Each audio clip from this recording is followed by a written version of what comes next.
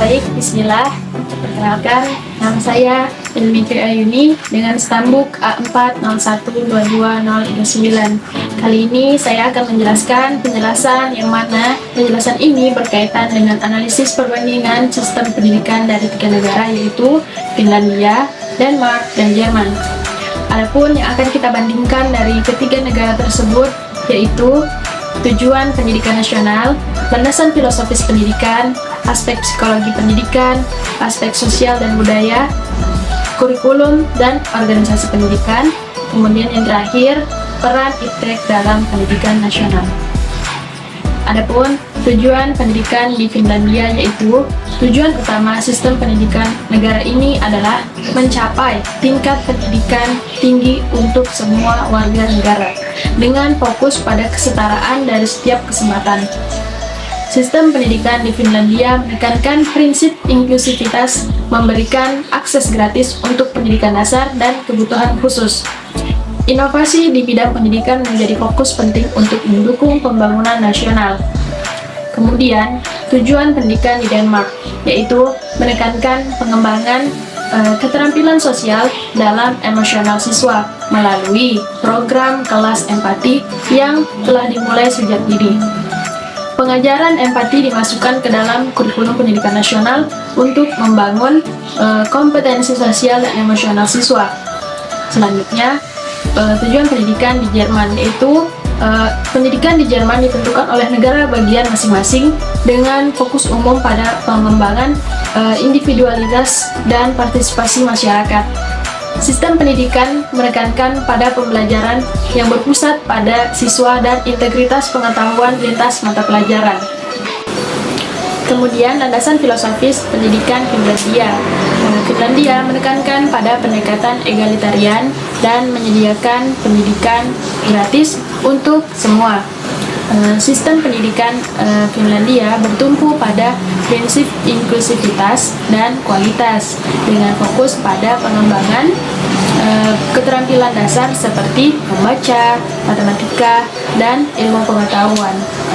Selain itu, pendidikan di Finlandia menekankan pada kebutuhan siswa secara keseluruhan, termasuk aspek kesehatan dan kesejahteraan. Kemudian yang kedua, di Denmark. Denmark menekankan prinsip demokrasi, kesetaraan, dan kebebasan. Sistem pendidikan di Denmark mempromosikan pembelajaran aktif, partisipasi aktif, dan pengembangan keterampilan sosial, serta emosional. Pendidikan di Denmark juga menitikberatkan pada pembelajaran kolaboratif, dan pengembangan kreativitas dengan penekanan pada pendekatan holistik terhadap pendidikan. Kemudian yang terakhir, di Jerman. Jerman memperlihatkan pengaruh yang kuat dari tradisi humanisme naturalis. Sistem pendidikan Jerman menekankan pada pemerataan hak mendapatkan pembelajaran atau pendidikan dengan fokus pada inklusivitas dan pemerataan pendidikan untuk semua individu. Konsep pendidikan di Jerman menitikberatkan pada tanggung jawab negara dan pemerataan peluang pendidikan. Berikut adalah aspek psikologi pendidikan dari Finlandia. Di Finlandia menekankan pada keseimbangan antara sekolah dan kegiatan sehari-hari dengan fokus pada kesejahteraan siswa dan deteksi dini kebutuhan pendidikan khusus. Sistem pendidikan Finlandia mendukung pengembangan fleksibel dan otonomi bagi siswa, serta memberikan perhatian pada kebebasan dalam pengembangan kurikulum dan metode pengajaran yang cocok dengan kebutuhan individu. Kemudian di Denmark menitikberatkan pada pemahaman mendalam terhadap kebutuhan individu dan mengembangkan keterampilan sosial serta emosional. Aspek psikologi pendidikan di Denmark melibatkan pembelajaran berbasis keterlibatan siswa dan fokus pada pengembangan lingkungan belajar yang ramah dan inklusif. Perhatian terhadap kesejahteraan mental dan emosional siswa juga menjadi fokus utama di Denmark. Terakhir, Jerman.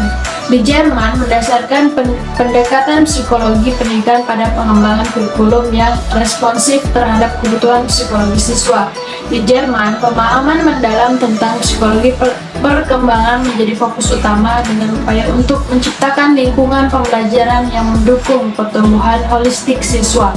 Kesadaran terhadap kesejahteraan mental siswa juga menjadi perhatian utama dengan penekanan pada akses dan dukungan yang komprehensif terhadap pelayanan kesehatan mental. Berikutnya, aspek sosial budaya pendidikan. Yang pertama, Finlandia. Di Finlandia menekankan pendidikan yang inklusif dan komprehensif, di mana setiap warga negara memiliki kesempatan yang sama tanpa memandang latar belakang sosial atau ekonomi.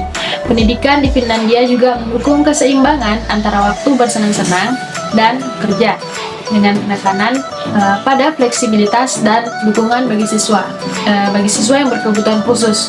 Kemudian yang kedua, di Denmark. Denmark mementingkan konsep hike yang menekankan kenyamanan, kehangatan, dan kebahagiaan dalam budaya Denmark. Denmark memiliki mereka juga menonjolkan pentingnya pendidikan lingkungan hidup dan keterlibatan masyarakat dalam pendidikan. Program seperti Dharma Siswa menunjukkan komitmen Denmark terhadap pengembangan budaya dan bahasa. Kemudian yang ketiga, Jerman. Di Jerman, menekankan pentingnya pendidikan bahasa Jerman sebagai jembatan untuk memahami budaya Jerman dan Eropa secara lebih luas.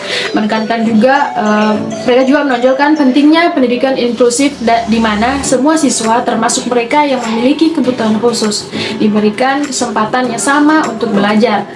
Studi ilmu sosial dan humaniora juga ditekankan di Jerman sebagai bagian dari pendidikan yang komprehensif. Yang terakhir ada kurikulum dan organisasi pendidikan. Finlandia menekankan pendidikan less is more dalam kurikulumnya, dengan waktu yang lebih sedikit dihabiskan di sekolah dan penekanan pada fleksibilitas inovasi serta penyesuaian yang dapat mengakomodasi kebutuhan unik dari setiap siswa. Organisasi pendidikan di sekolah dasar Finlandia memberikan pedoman umum, namun keputusan pelaksanaannya bergantung pada keputusan sekolah. Kemudian yang kedua, Denmark. Di Denmark mewajibkan kelas empati dalam kurikulum pendidikan nasionalnya yang dimulai sejak usia 6 tahun. Kurikulum di sekolah tidak terstandarisasi, melainkan didasarkan pada prinsip kebebasan, kesetaraan, dan rasa saling percaya antar anggota masyarakat. Sistem pendidikan Denmark diatur oleh Kementerian Pendidikan dan pemerintah setempat. Yang ketiga, Jerman. Jerman memiliki 2 jenis sekolah dasar dengan kurikulum yang berbeda-beda, yaitu sistem 5 hari dengan total 188 hari pengajaran per tahun dan sistem 6 hari dengan total 220 hari pengajaran per tahun. Selain itu, negara tersebut menunjukkan adaptabilitasnya dengan memasukkan agama Islam ke dalam kurikulum sekolah negeri pada tahun ini. Organisasi pendidikan di Jerman mencakup pendidikan anak usia dini, sekolah dasar, sekolah menengah, dan pendidikan lanjutan. Yang terakhir, peran IPTEK dalam pendidikan. Yang pertama, Finlandia. Di Finlandia, IPTEK atau Ilmu Pengetahuan dan Teknologi memainkan peran penting dalam pendidikan nasional di Finlandia, di mana teknologi digunakan untuk mendukung pembelajaran dan mengembangkan pengalaman belajar siswa. Teknologi dan desain, serta ilmu pengetahuan alam dan ilmu pengetahuan sosial untuk memastikan siswa memahami pengaruh teknologi pada masyarakat dan bagaimana teknologi dapat digunakan untuk memecahkan masalah.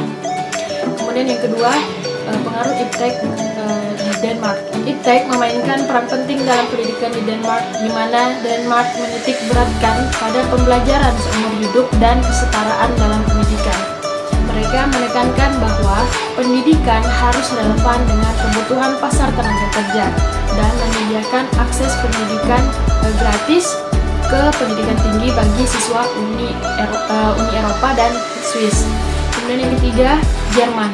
Jerman menyoroti pentingnya aksesibilitas, efisiensi, dan daya saing dalam pendidikan melalui penggunaan teknologi modern. Mereka fokus pada penggunaan IPTEK untuk meningkatkan kualitas pendidikan serta memastikan akses yang mudah terhadap sumber daya pendidikan dari mana saja dan kapan saja.